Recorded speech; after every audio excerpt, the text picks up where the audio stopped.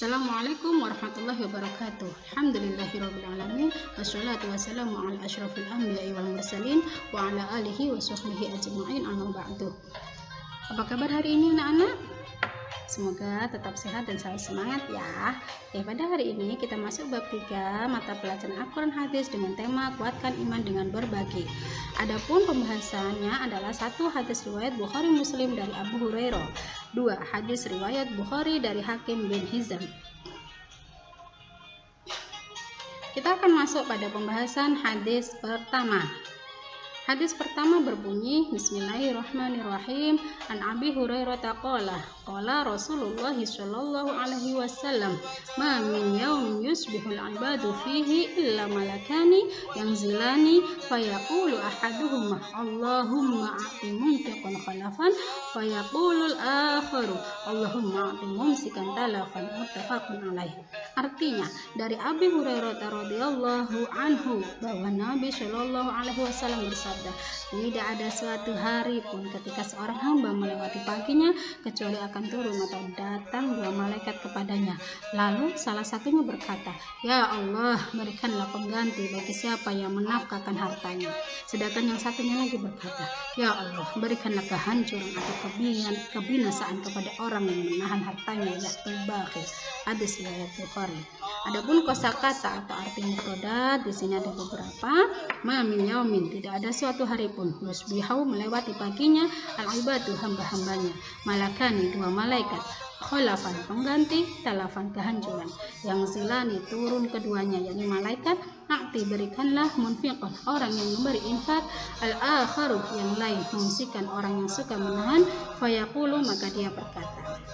Selanjutnya kita masuk pada kandungan hadis. Pada hadis ini intinya adalah doa malaikat. Doa malaikatnya itu seperti apa?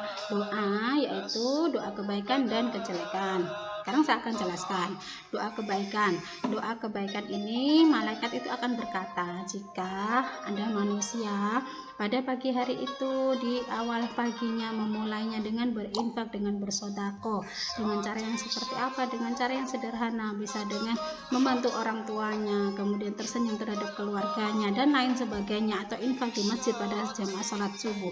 Maka malaikat itu akan berkata, Allahumma a'ti munfiqan khalafan, ya Allah, berikanlah pengganti bagi siapa yang menafkahkan hartanya.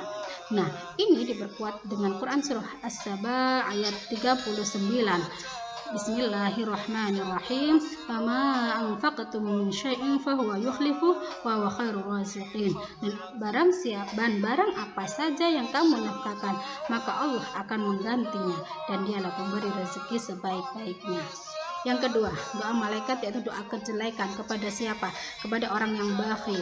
Maka malaikat akan berkata, Allahumma a'ti mumsikan talafan, ya Allah, berikanlah kehancuran atau kebinasaan kepada orang yang menahan hartanya atau bakhil. Ya, ini pun diperkuat dengan Quran surah Al-Anbiya yang berbunyi Bismillahirrahmanirrahim, ya'lamu ma baina aydihim wa ma khalfahum wa la yashfa'una illa liman irtada wa hum min khasyatihi mushfiqun. Artinya, Allah mengetahui segala sesuatu yang di hadapan mereka atau malaikat dan yang di belakang mereka. Dan mereka tiada memberi syafaat melainkan kepada orang yang diridhoi Allah, dan mereka itu selalu berhati-hati karena takut kepada Allah. Ya. Jadi begini, malaikat itu kan doanya makbul. Tapi malaikat itu juga tidak bisa memilih. Maksudnya dia mendoakan orang yang jelek kemudian didoakan baik biar berubah. Itu tidak bisa karena semuanya itu adalah hak prerogatif Allah. Siapa yang akan diberikan syafaat, siapa yang akan diridhoi oleh Allah, begitu. Jadi begini, malaikat itu kan doanya makbul. Maka yuk kita manfaatkan agar kita mendapatkan tadi doa kebaikan dari malaikat. Sekarang kita lanjut. Nah, dari hadis pertama ada imbauan. 1. Kita harus gemar mendermakan harta untuk kepentingan agama dan kemanusiaan dengan ikhlas atau mencari ridha Allah. 2. Berusaha menjauhkan diri dari sifat kikir dan tamak terhadap harta benda. Nah, selesai sudah pembahasan hadis yang pertama. Sekarang kita masuk hadis kedua. Hadis kedua.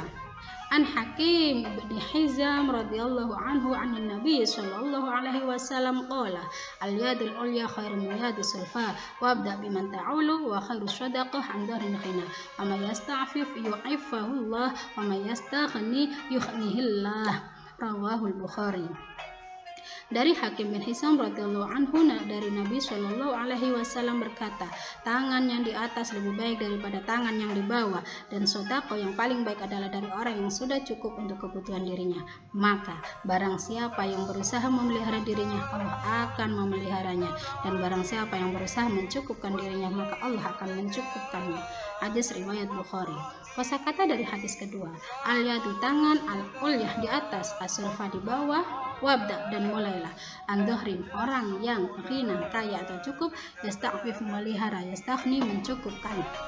Sekarang kita masuk pada kandungan hadis, yaitu yang pertama, al-yadul ulya khairun min yadis sulfa, tangan di atas itu lebih baik daripada tangan yang di bawah. Artinya orang yang memberi itu lebih baik daripada orang yang menerima.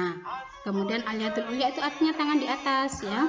Nah, orang yang di sini ada tulisan yang terpotong, ya, mohon maaf.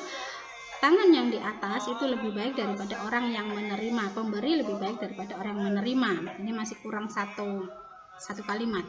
Jadi maksudnya adalah orang yang memberi itu lebih baik daripada orang yang menerima. Namun bukan berarti ketika ada orang memberi kita, ada orang berinfak, bersedekah, kemudian kita menolaknya, tidak. Jadi misalnya ada tasyakuran di kampung kita, kemudian di kantor kita, kemudian kita menolak, tidak seperti itu. Jadi tetap kita harus menerimanya, gitu. Tapi tanpa kita harus meminta-minta, gitu ya. Karena yaitu sulfa itu adalah tangan di bawah, artinya orang yang minta-minta. Kemudian wabda biman ta'ulu, mulailah dari orang yang menjadi tanggunganmu. Siapa? Orang yang wajib dinafkahi, yakni keluarga, istri dan anak. Setelah itu keluarga-keluarga terdekatnya, baru kepada fakir miskin yang ada di lingkungannya. Berikutnya, wa khairu shadaqah an dharin ghina. Sedekah yang paling baik adalah dari orang yang sudah cukup untuk kebutuhan dirinya. Jadi kalau kita cukup kebutuhan dirinya, kemudian kita berinfak, itu yang lebih baik. Nah, kalau tidak, gimana kita ingin sedekah? Ya sedekah yang paling ringan, misalnya senyum, membantu orang, itu bisa termasuk bagian dari sedekah. Begitu. Jangan sampai untuk ingin sedekah sampai kemudian membuat keluarga kita itu fakir miskin, jadi fakir miskin dan meminta-minta. Justru itu diharamkan oleh Allah. Dan yang terakhir, famayasta'fif yu'ifahullah mayastaghni yughnihillah. Maka barang siapa yang berusaha memelihara dirinya, Allah akan memeliharanya, dan barang siapa yang berusaha mencukupkan dirinya, maka Allah akan mencukupkannya. Ya, selesai sudah pembahasan pada pagi hari ini. Ya, jangan lupa kerjakan tugasnya, tetap disiplin dan patuhi protokol kesehatan. Kita akhiri dengan baca tahmid bersama-sama. Alhamdulillahirrahmanirrahim. Assalamualaikum warahmatullahi wabarakatuh.